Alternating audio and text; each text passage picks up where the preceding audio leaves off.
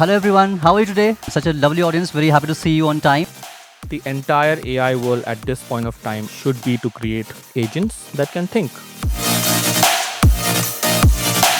I think building apps itself is very time consuming and frustrating for a lot of the developers because there are questions that need to be answered. A world where AI is not actually, following any instructions, autonomously trying to solve issues and problems for people. People who are actually using Gen AI in the real world. Rapid enhancements are happening in the AI world.